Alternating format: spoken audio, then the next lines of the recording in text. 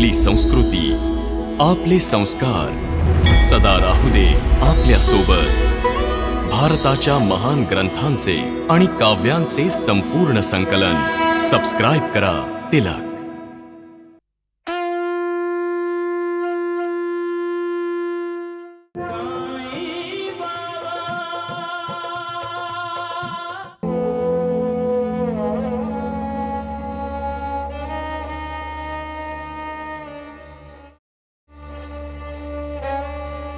मुलीकडच्यांना सांग लवकरात लवकर लग्नाचा मुहूर्त काढा।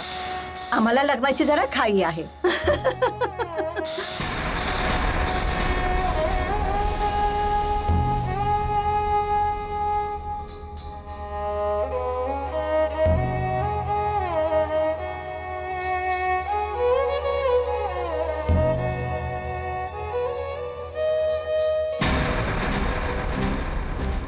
तुमचं दुसरं लग्न मला सहन होणार नाही। तुम्हाला लग्न करायचंच आहे तर माझ्या मृत्यूनंतर करा। तुम्ही दुसरं लग्न करणं हा माझ्या अस्तित्वाचा अपमान आहे। मी हे घर सोडून जाते आहे।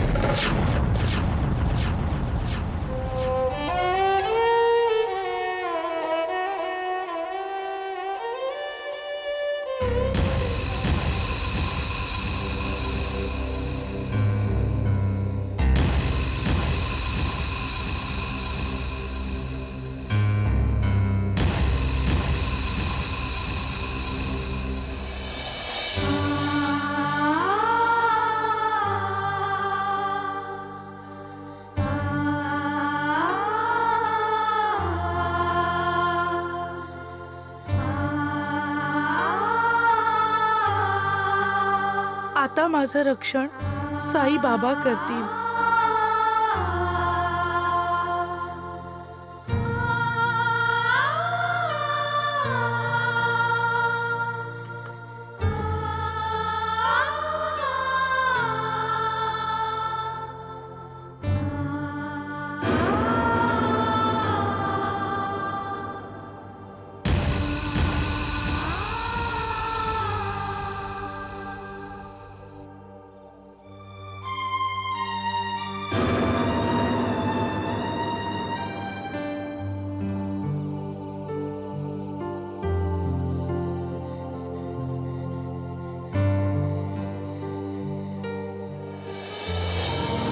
नाना, नाना,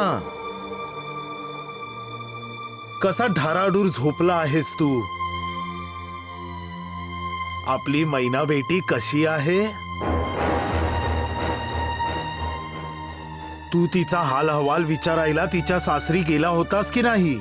नाना, साई बाबा, काय झालं? ओरडलात का? साई बाबा, साई बाबा? इथे साई बाबा आले होते नानी। त्यांनी स्वप्नात मला दर्शन दिलं। साईबाबाचं दर्शन झाल्यानंतर तुम्हाला तर खुश असायला पाहिजे, पण तुम्ही अस्वस्थ आहात का?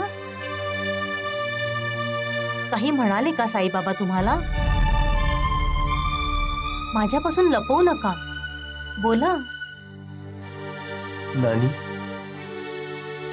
आठवते का तुला मैनाताईला भेटण्यासाठी एकदा हट्ट केला होता?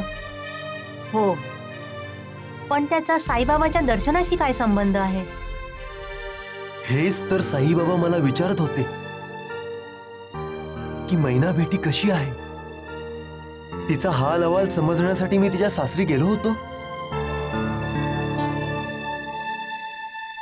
कदाचित आपली मैना कुठल्या संकटात तर नाहीये?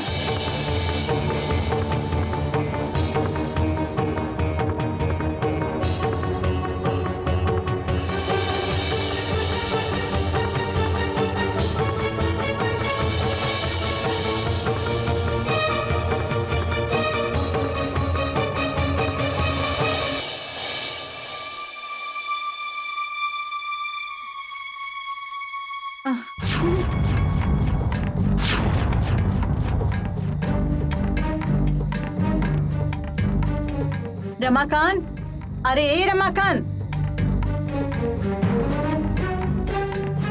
काय झालंय आई? का झोप मोडत आहे सोडून ओरडून? अरे घरात आग लागली आहे आणि तू आहेस की तुला झोपेचं पडलंय? आग? अरे अकलेच्या कांद्या, माझी सून तुझी पत्नी अंथरुणात नाहीये बघ. अरे त्या करंटीने विहिरीत उडी मारून आपला जीव तर नाही दिला. असं नको बोलू साई. अरे जाऊन शोध तिला. जा लवकर शोधून आण तिला, परत घेऊन ये.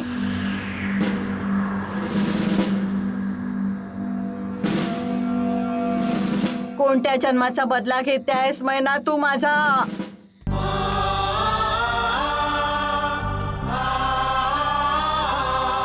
मैना, मैना, मैना.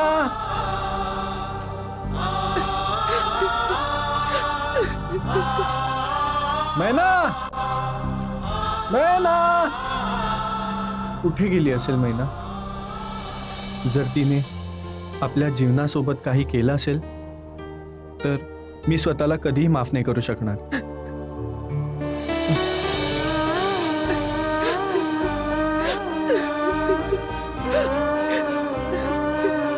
मैना,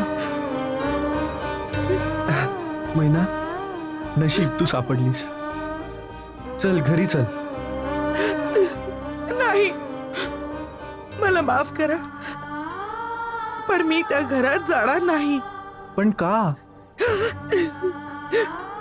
एक स्त्री कुठलाही अपमान सहन करू शकते, पण आपल्या पतीचं दुसरं लग्न ती कधी सहन करू शकत नाही. मला जाऊ द्या, जाऊ द्या मला. मी तुला घ्यायला आलो आहे. चल घरी चल. माझ्यावर विश्वास ठेव. मी तुझी शपथ घेऊन सांगतो, मी कधीच दुसरं लग्न करणार नाही.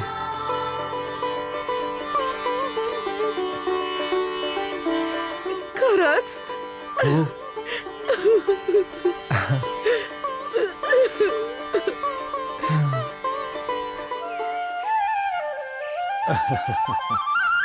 बाबा, आज तुम्ही खूप खुश दिसताय. जेव्हा बाबांचे भक्त खुश होतात तेव्हा बाबा पण खुश होतात. साईना, ईश्वर कधी खुश होतो? या सृष्टीच्या रचनेमध्ये महत्वाची भूमिका निभावण्यासाठी ईश्वरानं पाठवलेल्या पती पत्नीला ज्यावेळी एक दुसऱ्याच्या प्रेमाचा साक्षात्कार होतो तेव्हा ईश्वर खुश होतो. विवाहाचा पाया विश्वास आहे महासापती. जेव्हा पती पत्नींना माहित होतं की दोघांचा एकमेकांवर अतूट विश्वास आहे तेव्हा देव खुश होत असतो. पती पत्नींमध्ये जे पण गैरसमज असतील, ज्यावेळी ते सगळे गैरसमज दूर होतात तेव्हा देवाला आनंद होतो. आणि जेव्हा देव खुश असतो तेव्हा हे विश्व खुश होते. मंद मंद हवा वाहते जी आपल्याला आनंद देत असते. फुलं उमलतात, झाडं झुडपं डोलतात, पक्षी किलबिल करत इथून तिथं तिथून इथं उडत असतात. समुद्रात लाटा उसळतात, आकाश खुश होऊन नभाचा अंगरखा परिधान करतं. वातावरण असं प्रफुल्लित होतं की रडण्याच्या चेहऱ्यावर सुद्धा खुशी ओसंडून वाहत असते. देवा, तुम्ही तर कवी झालात की. जो ना देखे रवि वो देखे कवि.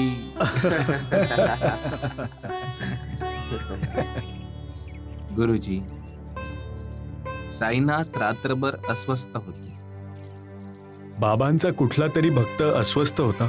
हो, आता तर त्याची सगळी संकट दूर झाली असतील बाबा. आता माझ्या त्या भक्ताची अस्वस्थता वाढणार आहे सगुण. देव माझ्या भक्ताची परीक्षा घेतो आहे आणि माझ्या भक्ताला त्या परीक्षेत खरं उतरावं लागेल. सबका मालिक एक. बाबा, साई बाबा.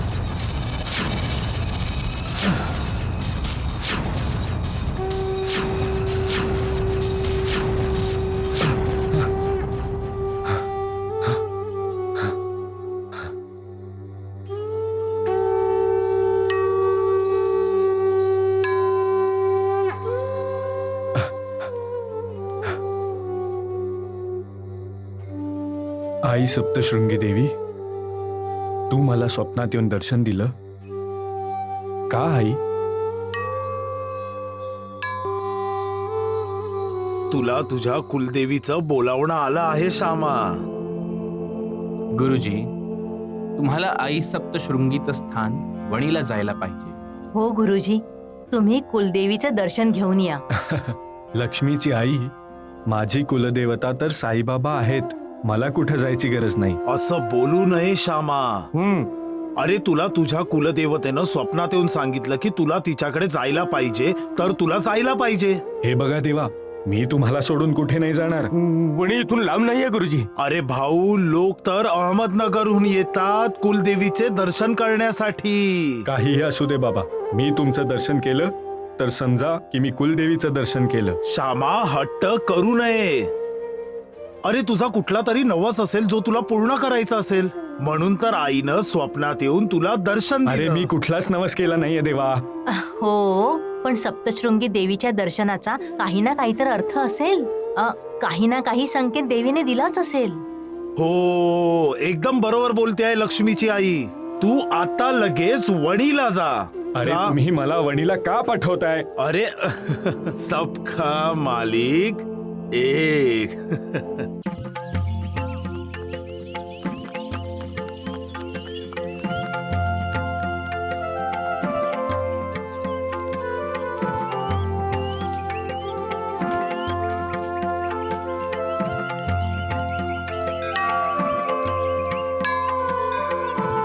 हेच वणी आहे उर्मिला. तिथे पहाडावर देवीचं मंदिर आहे. असं म्हणतात की मंदिरात जाण्यासाठी 600-700 पायऱ्या चढाव्या लागतात. उर्मिला, तुझा साधू संतांवर विश्वास राहिलेला नाही, पण देवी देवतांवर तर विश्वास असेल ना? वहिनी, सप्तशृंगी देवीकडे जे मागाल ते मिळते. देवी सगळ्यांच्या इच्छा पूर्ण करते. हो, जय अंबे माता. जय दुर्गा, जय माता, जय दुर्गा, जय दुर्गा, जय माता, जय माता, जय दुर्गा, जय दुर्गा, जय माता, जय माता, जय सिंह वाहिनी, जय असुर नाशिनी, सिंह वाहिनी, असुर नाशिनी, शैल सुजाता. जय दुर्गा, जय दुर्गा, जय माता, जय माता, जय दुर्गा, जय दुर्गा, जय माता, जय माता.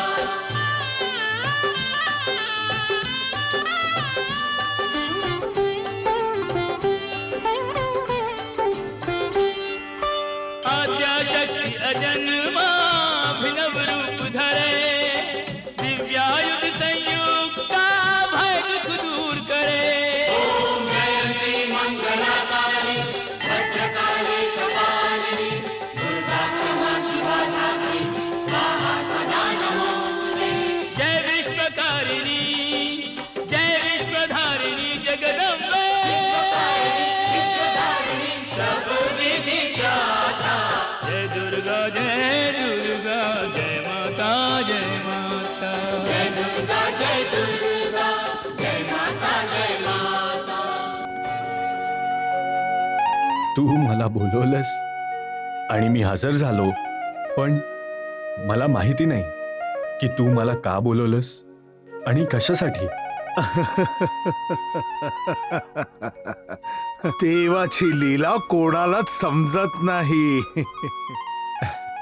सप्तशृंगी आईच्या दर्शनासाठी लोक लांबून लांबून इथे येतात. हो, तुम्ही कुठून आलात? शिर्डीवरून. आणि तुम्ही? अहमदनगरहून. लोक तर अहमदनगरहून पण येतात कुलदेवीच्या दर्शनासाठी.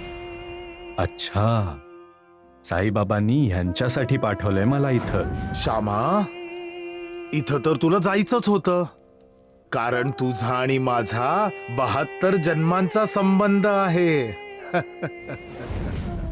इथे येऊन लोक आपलं दुःख विसरून जातात, कारण ते आपल्या दुःखाचं ओझं आईच्या चरणांची ठेवून देतात. पण तुमच्या चेहऱ्यावरून वाटतंय की तुमचं दुःख कमी झालं नाहीये.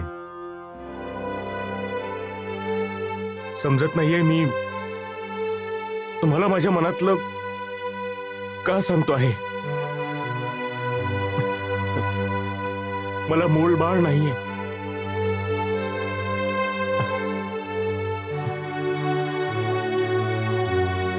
ही माझी पत्नी आहे उर्मिला. आमच्या लग्नाला खूप वर्ष झाली पण अरे श्यामा, इकडचं तिकडचं का बोलत बसला आहेस? ज्या कामासाठी मी तुला पाठवलं आहे ते काम तू का करत नाहीयेस? आपण दोघांनी आपापला परिचय तर दिलाच नाही. मी माधवराव देशपांडे आणि मी दामू अण्णा कासार, अहमदनगरमध्ये राहतो. कापूस आणि धान्याचा व्यापारी आहे. ही आहे माझी पत्नी उर्मिला. नमस्कार. आणि हा आहे माझा लहान भाऊ शंकर. नमस्कार.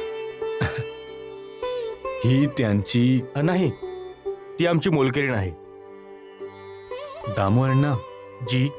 तुम्ही माझं एक ऐकाल? हो बोला. तुम्ही आत्ता माझ्याबरोबर शिर्डीला चला. शिर्डी का? साईबाबांच्या दर्शनासाठी. साईबाबा? साईबाबा शिर्डीचा चालता बोलता देव आहेत. विठोबा आहेत, श्रीराम आहेत, ईश्वर आहेत, स्वामी आहेत, भगवान आहेत. ते शिर्डी आज तीर्थक्षेत्र आहे त्यांच्यामुळे.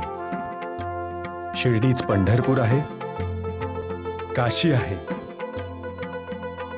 ज्या गोष्टीवर त्यांची कृपा झाली आहे त्यांची कृपा झाली आहे. दामू अण्णा, तुमचा पण उद्धार होईल. एकदा तुम्ही साईबाबांचं दर्शन घेतलं तर तुम्हाला असं वाटेल की तुम्ही साक्षात देवाचं दर्शन घेतलं.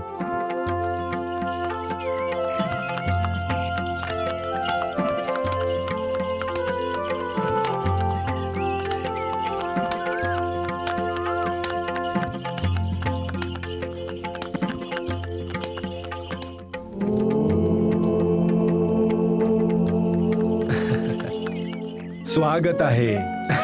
स्वागत आहे, स्वागत आहे. माधवरावजी, तुम्हा सर्वांचं शिर्डीमध्ये स्वागत आहे. दामू अण्णा, या या. नमस्कार, नमस्कार. या. दामू अण्णाजी, बोला. मी तुमच्या राहण्याची व्यवस्था ह्याच धर्मशाळेत केली आहे. हो या. का?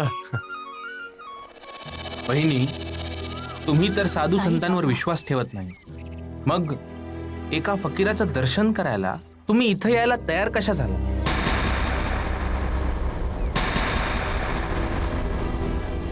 जसा आपला धान्याचा दलाल आहे ना धर्मलाल, तसाच हा माधवराव मला साईबाबाचा दलाल वाटतो, जो पैसेवाल्या लोकांना फसवतो आणि साईबाबांकडे घेऊन येतो. बहिणी, मला तर या साईबाबावर थोडा सुद्धा विश्वास नाही. ह्यापुढे तुमची मर्जी. दामू अण्णाजी, कशी वाटली तुम्हाला व्यवस्था? तुम्ही राहण्याची व्यवस्था खूप छान केली आहे. आता तुम्ही विश्रांती हो. घ्या. आपण संध्याकाळी द्वारका माईला जाऊ. नाही नाही माधवरावजी, आम्ही लगेच साईबाबांचं दर्शन घेऊ. बघा वहिनी, दामू दादाने माधवरावांची दलाली तर पक्की केली. जशी तुमची या, इच्छा. या. वत्सला, हं? तू इथंच धर्मशाळेत थांब, सामानाची देखरेख कर. आम्ही साईबाबांचं दर्शन घेऊन येतो. या या दामू अण्णाजी, या. हो चला.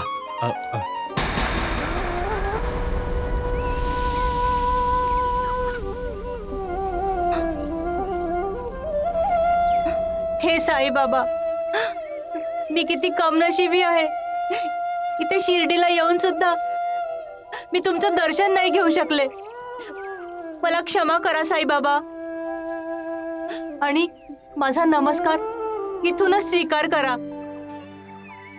आणि तुमची कृपादृष्टी माझ्यावर अशीच असू द्या साईबाबा.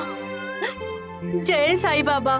ओम जय साईनाथ, जय साईनाथ. आदि न अंत तुम्हारा, तुम्हें श्रद्धा नमन हमारा. ओम जय साईनाथ, जय साईनाथ. आदि न अंत तुम्हारा, तुम्हें श्रद्धा नमन हमारा. धरती पर रहकर प्रभु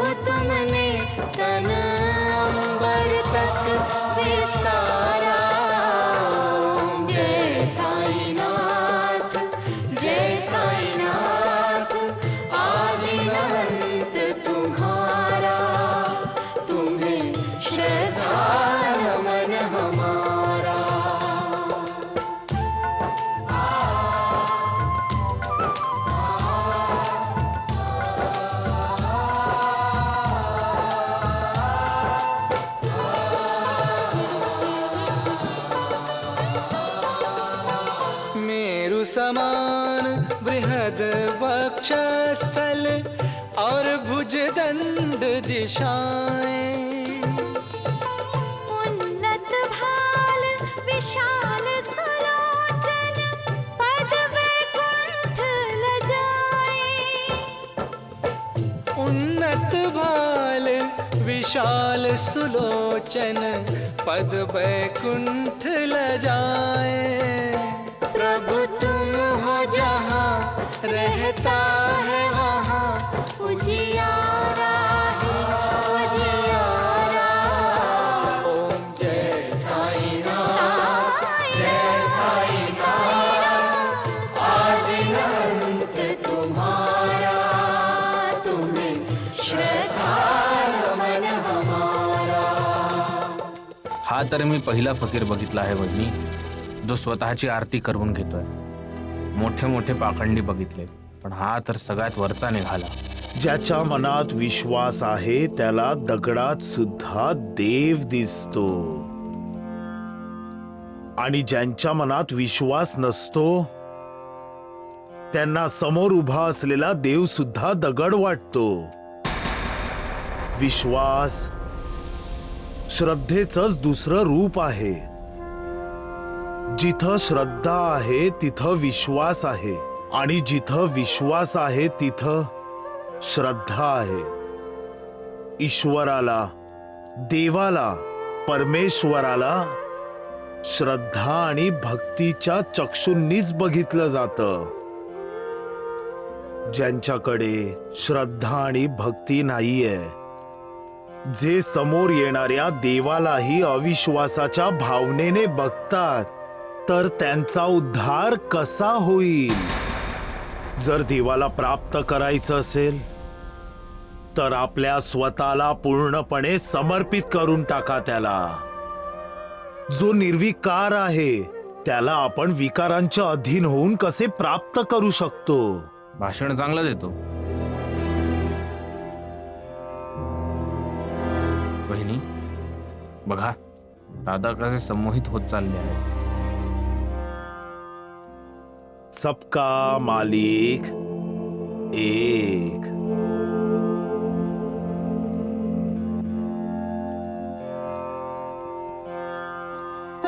श्यामा, तू कुलदेवीचं दर्शन घेऊन आलास? हो हो देवा, दामू अण्णांना तिथूनच तर सोबत घेऊन आलोय.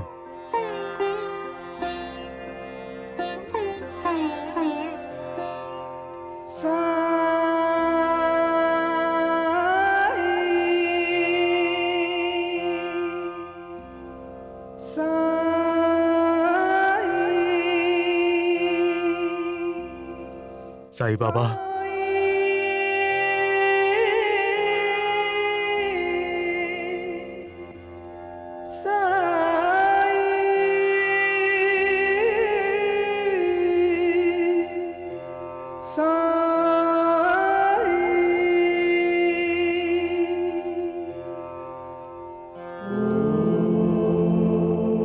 यांना संतान नाहीये देवा. तुम्ही कृपा कराल तर दामू अण्णा आणि त्यांची पत्नी माता पिता होतील. पण श्यामा, पण नाही देवा. तुम्ही मला वणीला पाठवलं, मी गेलो. मी तुमच्या प्रत्येक आज्ञेचं पालन करतो. तुम्हालाही तुमच्या भक्ताची एक छोटीशी विनंती स्वीकार करावी लागेल. एका भक्ताचा आपल्या देवावर एवढा तर हक्क असतोच ना देवा. का साईनाथांच्या गळ्यात पडताय गुरुजी? बघितलं देवा, बघितलं. सगळ्यांना वाटतंय की मी तुमच्या गळ्यात पडतोय. कुणाला काही समजलं नसेल, पण मला माहितीये हे दामू अण्णा खूप आशा घेऊन तुमच्याकडे आले आहेत. त्यांना आणि त्यांच्या पत्नीला प्रसाद द्या. द्या ना साईनाथ. हो बाबा, आपल्या भक्ताची लाज राखा. साई राम साई श्याम दुख भंजन तेरो नाम. साई राम साई श्याम दुख भंजन तेरो नाम. सुख धाम धन धाम साई राम साई श्याम गुण धाम यश धाम. साई राम साई श्याम. ओ भक्त वत्सल दीन बंधु बाबा तुझे प्रणाम. ये तुझे प्रणाम साई बाबा तुझे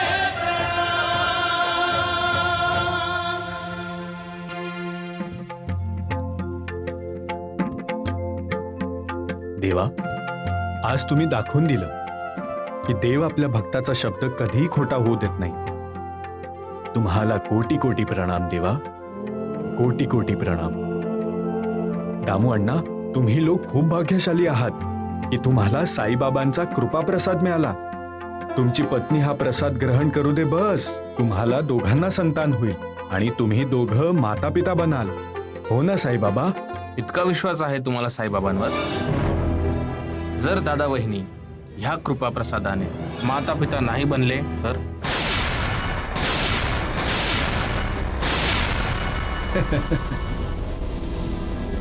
जर ह्या प्रसादानं तुझे दादा वहिनी माता पिता नाही बनले तर हा माधवराव देशपांडे या देवाचा श्यामा त्या क्षणी आपल्या 72 जन्मांचा संबंध आपल्या साईबाबाशी तोडून टाकेल. पण श्यामा,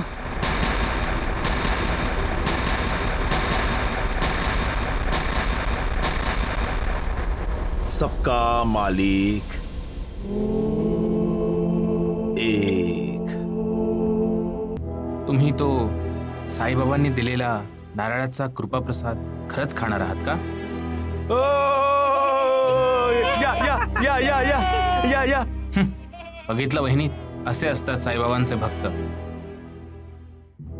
बसा. माधवरावजी, मला साईबाबांवर पूर्ण विश्वास आहे. दामू अण्णाजी, साईबाबांची कृपा तुमच्यावर झाली आहे. तिला सुख, शांती, समृद्धी आणि समाधानासारखं समजा. हो माधवरावजी, या.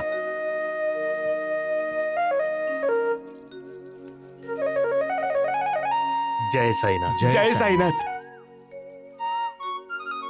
चला.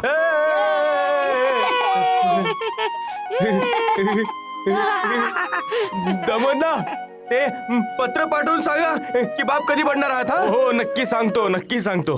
पत्र नक्की पाठवा. हो हो, विसरू नका.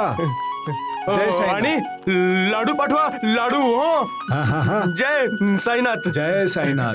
हा. अरे माधवरावजी, हा. आपण जाऊ अहमदनगरला दामू अण्णांकडे लाडू खायला. आपण बाप होणार आहे, बाप होणार आहे.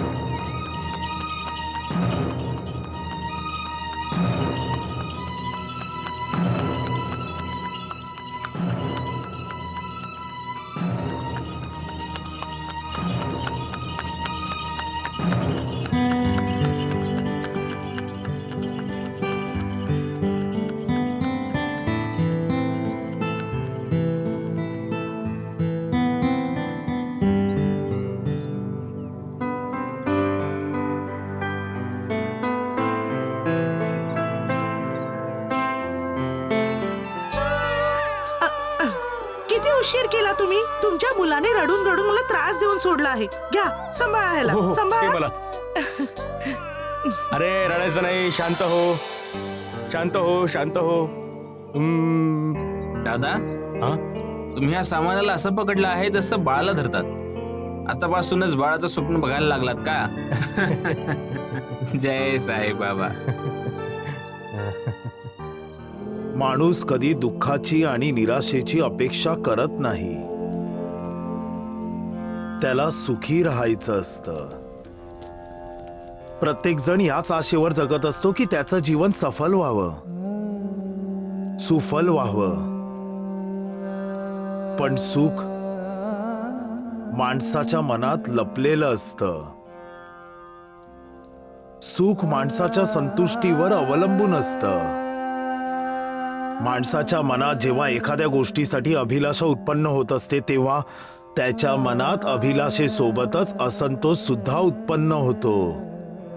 हाच असंतोष त्याला दुःखी बनवतो. हाच असंतोष त्याला निराश करून टाकतो. जे स्वप्नात जगत असतात ते निराश होतात आणि निराशेसोबतच दुःखी पण होतात. म्हणूनच स्वप्नात नाही राहिलं पाहिजे.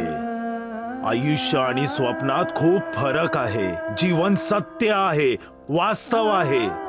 स्वप्न गैरसमज आहे. भ्रम आहे. साईनाथ, हे सगळं माहिती असूनही माणूस स्वप्न का बघतो? आणि तो दुखीही राहतो म्हाळसापती.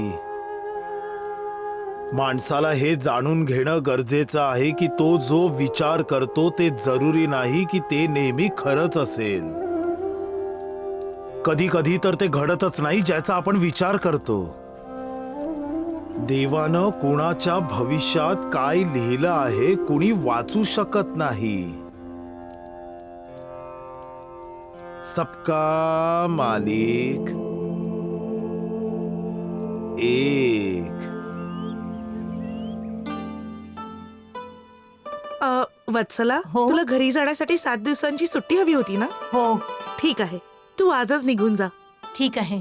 अच्छा ऐक ना, हा? हे बघ, नारळ. हा साईबाबाचा कृपाप्रसाद आहे. काय आहे?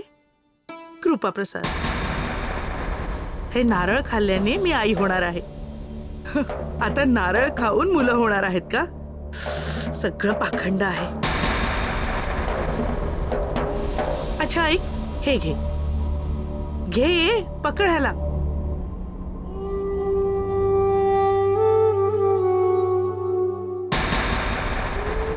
पण हा नारळ तुम्ही मला का देताय?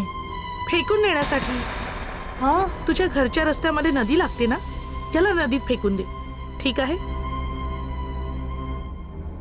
खरं तर हे आहे की आम्हाला तिथे शिर्डीमध्ये जायला नको होतं, आणि जरी गेलो होतो तरी त्या फकीराचं दर्शन घ्यायला नको होतं. पण काय करणार, तेच झालं जे नेहमी होत आलं आहे. माझ्या स्त्रीत्वाचा अपमान. ठीक आहे, जा ह्याला फेकून दे. आणि ऐक, हा? काय? हे कुणाला सांगू नकोस. कोणती गोष्ट? अगं हेच की मी तुला नारळ नदीत फेकायला दिला आहे. ठीक आहे, जा. सबका मालिक एक. हा भाग्याचा खेळ खूप विचित्र असतो म्हाळसापती.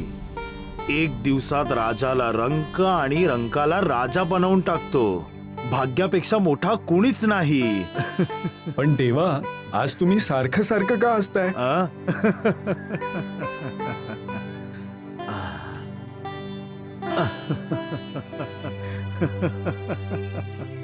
मी एका माणसाला आपल्या भाग्याला लाथ मारताना बघितलं आहे. भाग्याने त्याच्या झोळीत सुखाचं दान टाकलं होतं आणि त्यानं सुखाचं तेच दान दुसऱ्याला देऊन टाकलं. जेव्हा दुःख पारड्यात पडतं तेव्हा माणूस आपल्या स्वतःला कमनशिबी का म्हणतो, का रडतो तो, का देवाला दोष देतो. माणूस हे का विसरतो की दोष त्याचा आहे, अपराधी तो स्वतः आहे. म्हणूनच म्हणतो की श्रद्धा आणि विश्वासानं देवाची भक्ती करायला पाहिजे, त्याच्यावर पूर्ण भरवसा ठेवला पाहिजे. माणसाच्या कमजोर मनाला भक्ती सशक्त बनवते आणि सशक्त मन कधी दुविधेत पडत नाही, कधी देवावर अविश्वास नाही ठेवत. आणि तेव्हा माणूस आपल्या भाग्याला ठोकर सुद्धा मारत नाही. सबका मालिक एक.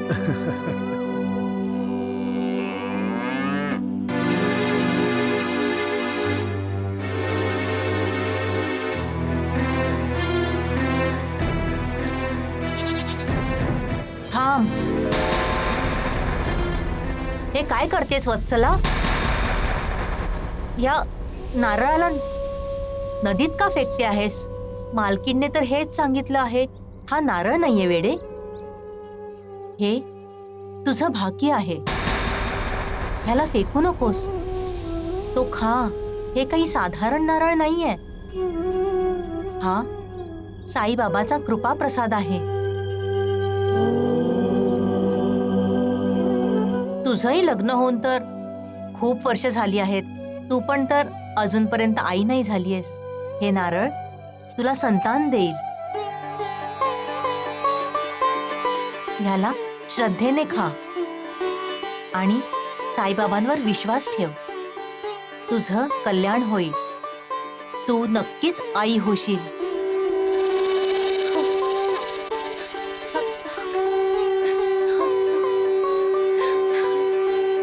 साई कथा अनंत है, साई नाम अनमोल, जन्म सफल हो जाएगा, साई साई बोल. सुख धाम धन धाम, साई राम साई श्याम, गुण धाम यश धाम, साई राम साई श्याम. ओ भक्त वत्सल दीन बंधु बाबा तुझे प्रणाम, साई बाबा तुझे प्रणाम. जो माझ्यावर विश्वास ठेवतो, श्रद्धा ठेवतो आणि माझी भक्ती करतो, मी त्याची प्रत्येक इच्छा पूर्ण करतो. जो माझं नामस्मरण करतो, फक्त साई साई जप करतो, मी त्याच्या पापांचा विनाश करून त्याचा उद्धार करतो. ज्यांचा माझ्यावर विश्वास आहे, मी सदैव त्यांच्या सोबत राहतो, त्यांची साथ देतो. सबका मालिक एक.